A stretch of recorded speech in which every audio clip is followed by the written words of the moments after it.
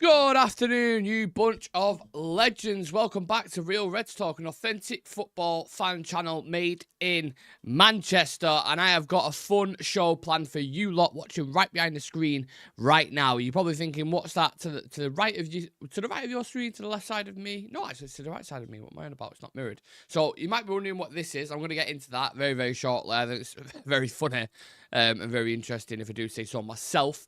But just to let you guys know what you're in for, so you can stick around if you want. You don't have to stick around. These are the topics that are on the table. We're going to talk about Gyokeres moving closer to Manchester United, talk starting, things kicking off. Erik potentially has found his next job at RB Leipzig with the struggles they've got ongoing there. We drew Arsenal in the FA Cup last night, so I want to discuss that tie. Again, that's another game away at the Emirates. And we have a goalkeeper dilemma with Bayındır potentially set to leave the club as people think he's too good to be a second choice goalkeeper. So they're the topics that we're going to be discussing. But what I want to start doing with these kind of shows, because everyone does new shows, right? Everyone talks about transfers and people like getting that kind of transfer fix. They like hearing news about United. A lot of people just like watching United content, including myself. I watch a lot of stuff. But a lot of it is saturated at the moment. So what I want to do, I don't want to take it away from that. I still want to discuss the news, but I want to make it the actual show entertaining and fun and just don't feel like you're watching the news. Does that make sense? Because sometimes when you watch the news and when it's on, you kind of just like listening to it and not really paying attention. But I want to do some more interactive stuff, and I want to just, make it fun, because I think not even just for myself, I just want to interact and make it cool. So give me a second. It's a lot hotter than I anticipated. Oh my God, my mouth. Fucking hell. Woo! Let that cool down, Jesus. Whilst I'm letting that cool down, what we have here, so you're not going to win a cash prize. I'll just put that out there first and foremost. You're not going to win a cash prize. However, this on my right-hand side of the screen is a Florian Plettenberg transfer bingo card. So, there's a bit of things surfacing on social media and just light-hearted stuff. That he is quite literally linked us to nearly every player possibly imagine in the German league and other leagues. So what I actually did was I took time out of my day, because I'm so busy in that, to look into how many players he's actually linked us with. So each individual white circly square, whatever you want to call him, on that card is a player that Florian Plettenberg has linked us to just within the past couple of months. That's it. Literally just within the past couple of months.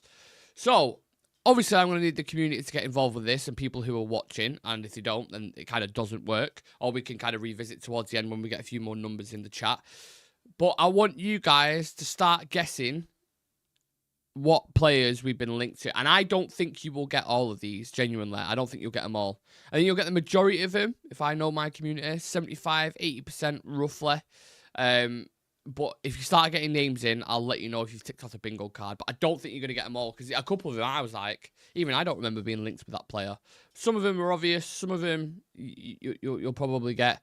But that card is there. If you want to just call a player out, go for it, and we'll revisit it very shortly. But like I said, the topics we're discussing today are all on your screen there. Gyokeres, to Leipzig, Arsenal in the FA Cup, and Bayındır to leave. So let's kick things off with Gyokeres, a name that's going to be constantly with us until the summer, probably until he's actually moved. He'll just be one of those names that he'll just keep resurfacing every couple of weeks. And the man himself, Florian Plettenberg, has said Manchester United have now made initial concrete talks regarding Viktor Gyokeres and a potential move in the summer. The Red Devils are now fully involved, whatever that means. However, this will require sales first. How many times have we heard that? Manchester City have also intensified their efforts in recent days. Hugo Vienna is currently pushing hard in the pursuit of Gyokeres. So, basically, the thing is with this, right? You would look in any kind of average transfer window, you look at this player, you look at his ability, you look at the price tag, and you look at our current position where we are at the moment. Obviously, we're in a kind of rebuilding phase again. Naturally, you would always say, if an Arsenal go in, or a City go in, or Barcelona, or any clubs in Europe, he's definitely 100% going to end up going towards there, because you're playing Champions League football. You've got let's be honest, more chance of winning the trophy. Maybe not at Arsenal, but at City. Maybe not even at City at the moment. But you take my point. There are more attractive propositions at the minute if you want to win trophies and be successful. That's just for the moment. However, we know he has a very good, strong relationship with Ruben Amorim. And that in itself, if you listen to dialogue between them, if you listen to the way they speak about each other, it is a strong connection. And obviously, Amorim brought him in from Coventry and made him the player that he is today. Not saying it's all Amorim's credit, but obviously Gyokeres is doing the work himself. But Amorim was the one who gave him a chance at a decent-sized club in Europe and gave him the exposure and mentored him into the position that he is today, right? Which is like, a top striker in Europe who's just bagging goals for fun. One of the best strikers in Europe, I would probably say, especially one that's on the market. So that, I believe, would hold huge significance in his head. The Premier League is an exciting outfit. I look at other teams around in Europe, not even Europe, sorry, in the Premier League at the moment. I'm like, I City going to buy him when they've got Erling Haaland. Not going to happen. I don't think, at least. I just don't see it. Arsenal are the one where I'm like, yeah, I can see that. If things go tits up with Osimhen and Chelsea, potentially they could come into the race. And obviously, it looks like they'll probably end up getting Champions League football by the end of the season, depending on how things go. And then it's like, look at Tottenham just bought Solanke for 60 million quid. I mean, that's mad, isn't it, when you compare those prices? They've just bought Solanke for 60 million quid, where you can get all the Gyokeres for what he's got a gentleman's agreement for around 60 million quid. So it just shows sometimes the British tax and shopping in Europe, the difference that they can really make. So yeah, unless like a Barcelona go in for him or a Real Madrid, which I don't see Madrid doing it because of the talent they've already got. I mean, Barcelona have Lewandowski. I don't know if they're looking to replace him. So it's actually not as far away as we would imagine. I think Gyokeres would be up for a move to Man United. I think he would. The question you make then is, what would happen to Rasmus Højlund and Joshua Zirkzee? Some people might be sat there and they'll say, don't care what happens to them. Not bothered at all. We need to bring in quality and talent, and he's a level above them. He'll be our starter. The rest, you kind of do what you want.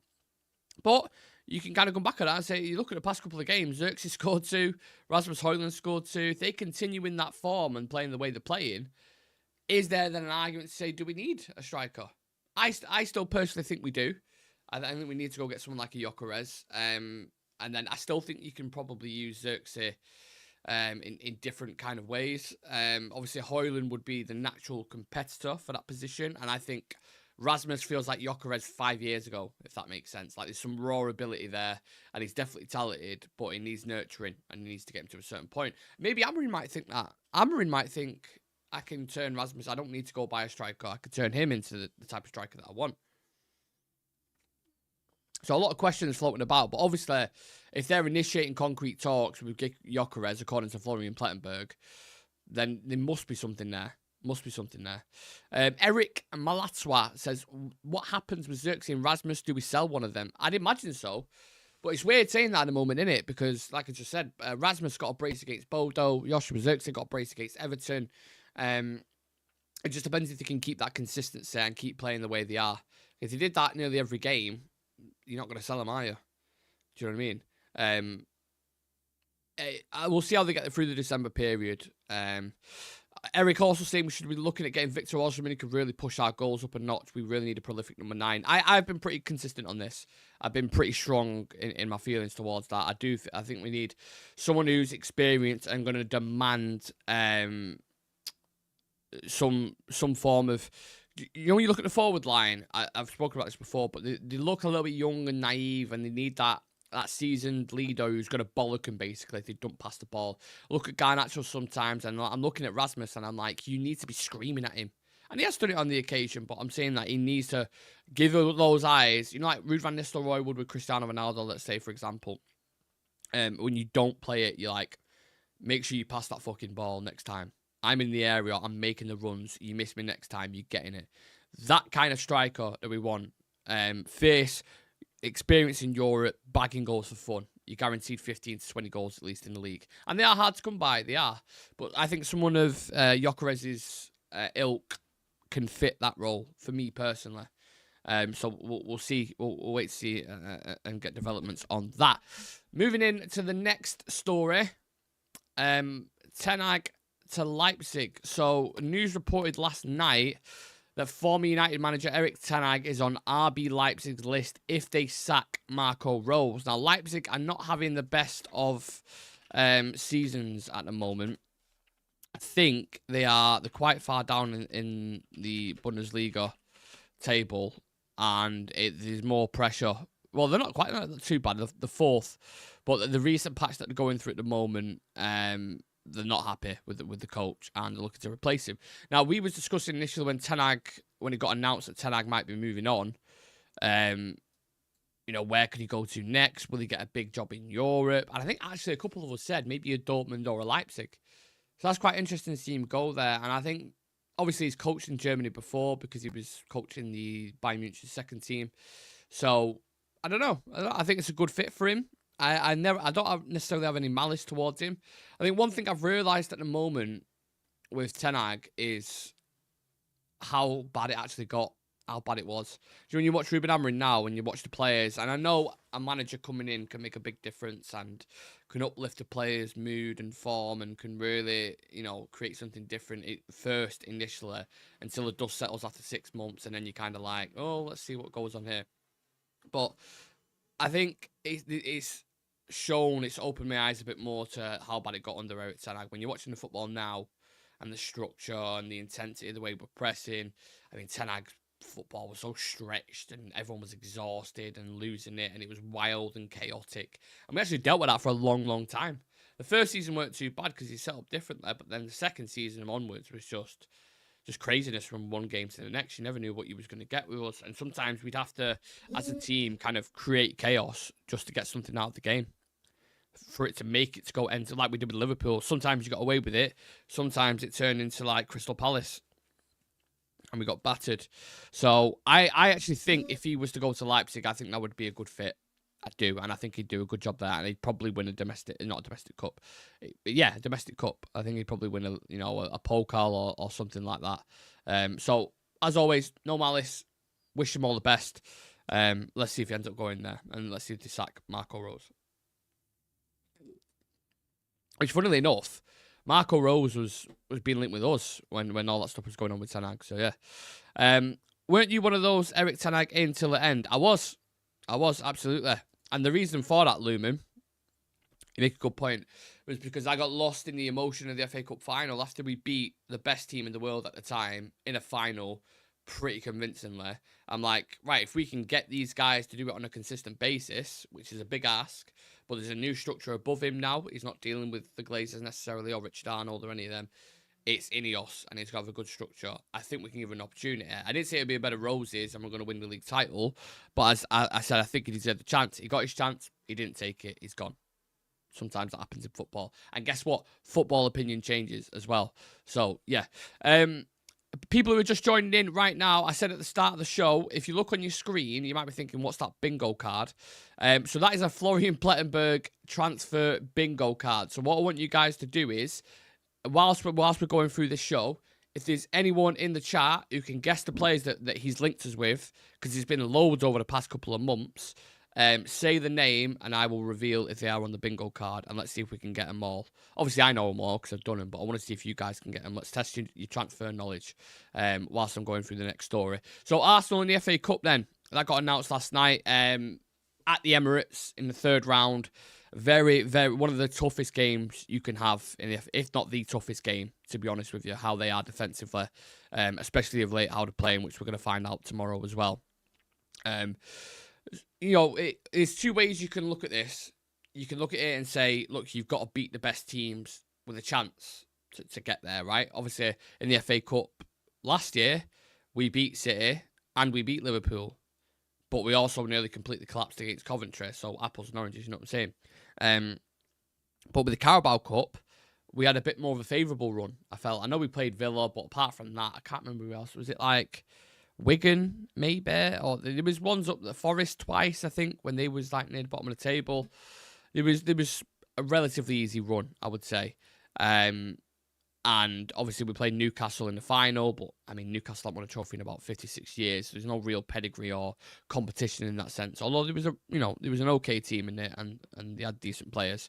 But yeah, I don't know. I'm kind of looking at it and I'm like, fuck it, let's bring on the challenge, innit? If it's meant to be and you're meant to win the trophy, you go and beat Arsenal, you make a statement in that tournament. Then the rest of for the rest of the tournament, you sat there thinking, well, we'll just beat Arsenal. So I think we could beat anyone in here. Anyone we could get City the form they're in at the moment. Why not? It'd be Liverpool that you don't want to get probably, given the form they're in, because they're absolutely flying. But we'll deal with that when it gets to it. In the league, we're playing them at a wrong time when they're in form, and in the FA Cup, it's too early to play them at this stage. A couple of good points, Lumen. But look, I just bring on the challenge. Look, we're going to have to play teams eventually. December is filled with games against Spurs away, City away, Arsenal away. We play Forest, we play Newcastle. We've got tough games. You have to get through them anyway. And for me, I don't want to judge this team based off performances I've seen against Everton or based off performances against Bodo and Ipswich. Like, that's not where you're going to see where these boys are at. You're going to see where they're at tomorrow. Because if there's a big slapping on the cards tomorrow and we get beat 5-1, 6-1, 7-1, whatever it is, you're going to be sat there scratching your head thinking, right, okay, yeah. Maybe we did get a little bit overhyped. Maybe they're not where we quite thought it was, you know? So, yeah. No one getting any names in yet. Liam Jones, sorry to bring the tone down, but I know you have connections to Stretford Paddock. If you knew Abdullah, sorry for the loss, and RIP to someone who seemed like a lovely lad. Yeah, I met him a couple of times. Honestly, really, really nice guy. Never a bad thing to say about him. Was always dead smiler, always dead humble, would introduce himself. I'd speak to him a couple of times about, his journey, because obviously he's been with Full-Time Devils, well, Stretford Paddock now, but what was Full-Time Devils for ages. Worked with, like, Statman Dave, worked with Steve Howson for a long time, and a lot of the lads from there, so obviously hugely important and significant to their rise. I actually watched a couple of videos this morning. I saw Jay doing a live, and he had to end the live because he couldn't. You could tell he was really emotional about it, which actually, like, watching it, you see how close they were to him and the connection. It just kind of got me thinking a little bit, like, I'm not making this about me whatsoever, but you kind of reflect, don't you, and realise, like, Abdullah was only young, man. He can't have someone going at that age. It's just absolutely crazy. And I was watching Steve Howson and the things he was talking about, because, like I said, he worked with him closely. And he was, like, tearing up, and it was just like, it's tough, so tough, man. I couldn't imagine, like, even one of the lads from this channel, if it would just absolutely kill me. So, yeah, rest in peace to him. Gone way too early. He was actually super, super talented as well. Super talented at what he did. His tactical insight was, top notch, right up there. You listen to a man speak, and you know what they're talking about. And he was one of them, for sure. He would run through tactics actually really, really well. And I used to watch his videos as well. So, yeah, I don't know what I could say, man. It's one of those where it's, like, really, really upsetting, to be honest. Really upsetting.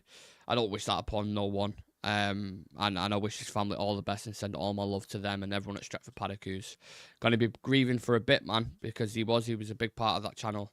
And yeah, I know the guys and I know Jay. Obviously, more than some of the others there, and I know he'll be hurt by it. So, yeah, absolutely send my love to everyone there and Abdullah's family. So, yeah. Okay, let's try and move on to the next story. So, a couple of bits coming again from Florian Plettenberg has been very, very busy, and Muppeteers on the goalkeeper situation. So Muppeteers put out yesterday on his channel that United have been asking about goalkeepers, and apparently the club are interested in Burnley's James Trafford, and kind of coinciding with that, Florian Plettenberg said there's a feeling at United that Altay Bayındır could leave the club. He is simply too good to be a second choice goalkeeper behind André Onana. Now, I can't help feeling sorry for Bayındır, because since he's come in, I mean, the guy's had 3 appearances, I want to say. 2, 3 max. Maybe against Barnsley he started. Against Newport he started. and I think there was one more. So you guys all know you got a much better memory than I do. But yeah, I mean, he was brought in. If you look at Sergio Romero, arguably our greatest second choice goalkeeper that we've had, I think on average he played 61 games for Manchester United, and he was at the club for 10 years. Was it 10 years or 6 years? Yeah, 6 years. Sorry, not 10 years. That's way too long. He was at the club for 6 years. So on average, he played 10 games a season, right? Bayındır is like on a quarter of that after 2 years. It's madness. He definitely should have got more game time. Whether it's a Europa League fixture, whether it's a cup game, he deserves more game time. I get the way Onana is at the moment. He's peacocking, he's in really good form, and maybe you need to keep a goalkeeper in at certain times to do that. But you can't tell me there's not been games you looked at and you're like, you know, he deserves minutes there. But you spent 10 million quid on a goalkeeper. Why not? If you was going to do that anyway, you know, why not keep a hold of Kovar, who you sold for 10 million to buy Leverkusen? And then, because it seems like a pointless kind of transaction to me. Do you know what I mean? So I don't really, the goalkeeper one's always been a big kind of question mark for me. I'm like, I don't get it. But look, on Onana, just very quickly, 6 clean sheets this season, on track to win the Golden Glove somehow. I don't get how, because I was going through the games before and I was like, how the fuck have we got that many clean sheets? I can't remember keeping that many. And I look like, so we got a clean sheet against Everton. We got a clean sheet against Leicester. We got a clean sheet against Aston Villa, which was obviously a 0-0. We got a clean sheet against Crystal Palace. We got a clean sheet against Southampton. And a clean sheet against Fulham. 6 clean sheets. Mental, innit? Absolutely mental.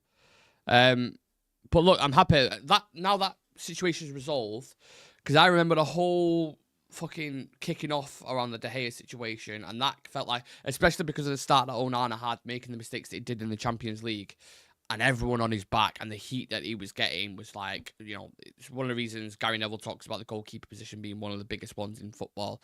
And you saw the level of scrutiny that he got, which mainly stemmed from big content creators, who I'm not going to name, but you probably know him on about, who was just had this agenda and would just constantly mention it. Even if he had an all right game, it was like, oh, it's the end of the world. And look, don't get it twisted. After the Galatasaray game, when Ziyech scored that second free kick, I was like, fuck this, man.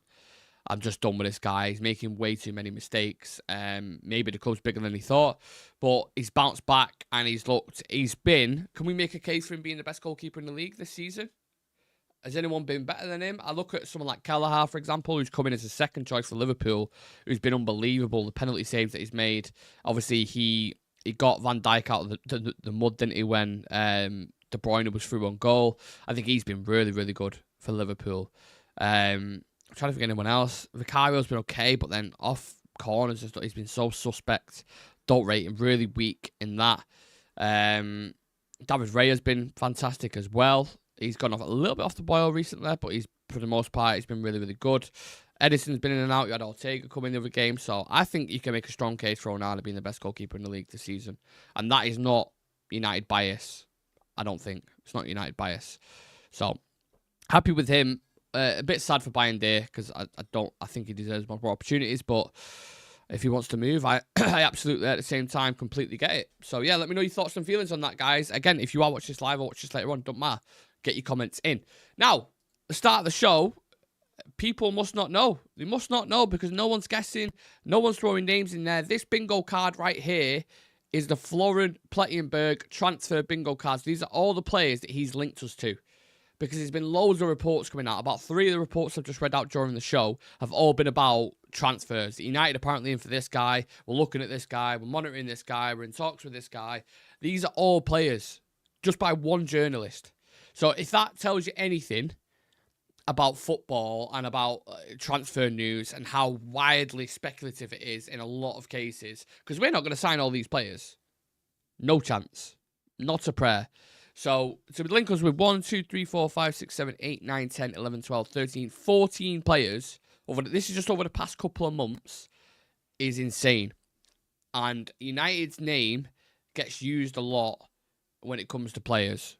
A lot. Because whether it's an agent putting it out there to try and generate some interest in the player and try get a higher fee. You know, if Bayern's going in for a player or someone else, it's like, oh, well, United are interested as well. They're saying they'll pay him £200,000 a week. They'll say they'll pay, 30-odd million. They're really interested in it. So the club's like, do we take a gamble? Because United might end up doing that and da-da-da. And then this whole narrative goes on. It just generates interest. It pushes up prices. And we've seen it year in, year out, why agents consistently use Man United's name. And this is maybe the case with a lot of them. It's not to say he's lying. He could have received word from an agent saying, oh, United are interested in him. Or this, that, and that, So, I think out of all these players that I'm going to reveal in a moment, I think there's 1, 2 at a push that we might sign. So, look. No one's getting involved. That's fine. No worries. I'm going to put them on the screen. And I'm going to see if you guys had these in mind. Okay? So, the first one is a left back from Leipzig. In fact, let me introduce this again. Because, again, people watching, they don't know. We have a bingo card full of Florian Plettenberg's transfers, who he has linked us to in literally the past couple of months. Can you guess who this is? Let's go. Oh, we got rid of the bingo card. Left back, Rahm from Leipzig. Linked with him quite literally in the last 24 hours. Leon Goretzka from Bayern Munich. I mean, multiple times. I don't understand it. I think he's one of the most overrated players ever. But obviously his contract's running out with Bayern Munich. He's another player from Germany that we've been linked with. Benjamin Sesko, which was pretty valid. I think you had Romano reporting that as well. I know United were definitely interested in him, but obviously he decided to stay at Leipzig and extend his contract, earning more longer. Florian Wirtz, we've been linked with before, saying there's interest that's there. Jeremy Frimpong's contract, the release clause has been mentioned with him, £30 to £40 million. Ten Hag was hugely interested in that signing. Leroy Sané, another contract situation. At this point, we're signing half of Bayern Munich's team because we've already got Masraoui and we've already got De Ligt, and there's a couple more. This one I didn't know, but there was a report on Bremer to Man United. I didn't know it like last year, but I didn't know we had been reported this year. So Bremer was a centre-back that we've been linked with. This same journalist, guys, the exact same journalist. Yildiz from Juventus, that's in the past 24 hours. He's linked us to as well. I mean, this guy must just know everything. Tell from Bayern Munich, we've been linked with, getting him on loan in January. Again, agents pushing it out there, I would guess. Arujo, the centre-back from Barcelona. Alphonso Davies, which is, again, it's another pretty strong one that seems like we're definitely interested in him. Another one out of contract, which is madness, by the end of the season. Antonio Silva, the centre-back from Benfica, reported for around £80 to £100 million. Gyokeres, who we've spoken about today, and I think there is definitely concrete interest there, so that's absolutely fine with that one, and probably one of the players, I think, if out of all of them, I think Gyokeres and maybe Alphonso Davies will go for. And then the last one, Victor Boniface is another one that we've been linked with. So obviously we've got 1, 2, 3, 4, 5, 6, 7, 8, 9 players from the German league there. He's a German journalist, so no surprise in that sense. But are we going to sign them 9 players? Absolutely not. Absolutely not. I think 1 or 2 maximum off that list that we will end up signing. But that's one person. In the amount of journalists we have in the game, honestly, sometimes I look at it and I'm like, these transfer rumours are just on. They must sit there. They must wake up in the morning with coffee and they must go. Wirtz had a good game last night. How can I gauge attention? Bruno Fernandes had a bit of an average game. United step up interest in Wirtz. Bruno's age being a factor. They want a replacement. Summer 2025. Boom. There's my story. Write it down. Print. Well, don't write it down. We're not in the 90s. Tweet. Put it out there. Engagement. Oh my God. Wirtz United. Imagine this. Da da da. Boof. Followers up. Engagement up. Yeah. Charlie Malman. Plenty goal. Yeah.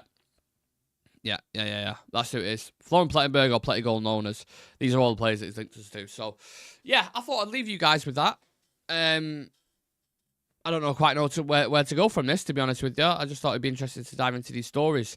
I think we are going to be back tonight. I'm just trying to figure out timing-wise. I think probably 7 o'clock again. So we do want to start getting shows back to 12 and 7 and have kind of a rigid structure to use. So you guys know exactly every single day what time we're going to be live, because it's been fluctuating at the moment. Sometimes it's 12, sometimes it's 1. Sometimes at night it'll be 6:30 or 6 or 7. So we want to try and keep it to 12 and 7 as well. So yeah, we'll do that. But I'm trying to think in terms of content what we've got come out tonight. I can't remember. We've got something planned. Sorry, my memories, as you guys will know already, is terrible. But obviously we've got the Arsenal game tomorrow. Pre-match, post-match, very exciting. I don't know how I'm going to work this. I think the lads might have to be live for it, because I will be working. So I'll be gutted to miss the game because I really want to watch that. But regardless, either way, we'll have a pre-match and post-match as always. So, yeah. If you can, leave some thoughts and comments in the chat. Leave a like on the video for us as well. Hit that subscribe button on the road to 10k. You know the script by now. And I'll check you guys out in the next one. All the best, people.